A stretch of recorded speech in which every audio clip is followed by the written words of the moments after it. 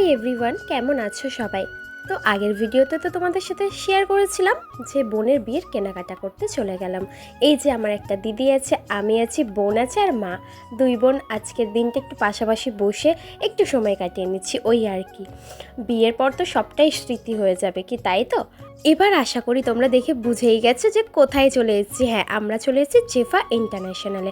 আশা করি জেফার দিকে তোমরা সবাই চেনো, হ্যাঁ সকলেই চেনো, আমাকে আলাদা করে কিছু বলতেই হবে না। তো দেখো, এখানে যেতে না যেতেই বললো যে ভিডিও করা অ্যালাউ নেই, তাই ভিডিও করা বন্ধ করে দিয়ে তাও ভিতরে গিয়ে একটু কিছুটা ক্লিপ তোমাদের জন্য নিয়েছি।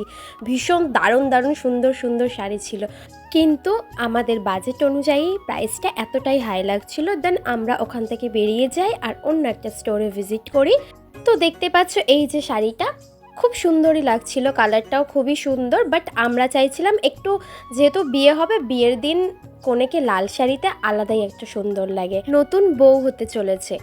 তো বিয়ের শাড়ি কেনা মানে কি অনেক দোকান ঘুরে তারপরে একটা পছন্দ হবে, কি তাই তো? যারা বিয়ের কেনাকাটা করেছে তারা অবশ্য আরও ভালোই জানো।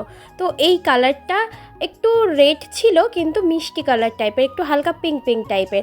তো এই শাড়িটা মোটামুটি পছন্দ হয়েছিল, তাই মা দামাদামি করছিল। বাট আমরা অনেকেই চাইছিলাম যে বোনকে সুন্দর একটা রেড কালার শাড়িতে দেখতে বিয়েতে, আর না রেড আর গ্রিন কম্বিনেশন এরকম একটা শাড়িতে দেখতে। কিন্তু আমার বোন তো আর এক পাগল, নিজে তো পছন্দ করছিলই না, খালি তুই দেখ তুই দেখ এরকম একটা ভাব ছিল। তাই আমার পছন্দ না হওয়াতে আমরা এখান থেকেও বেরিয়ে কি করলাম, নেক্সট ভিডিওতে আসছে, বাই।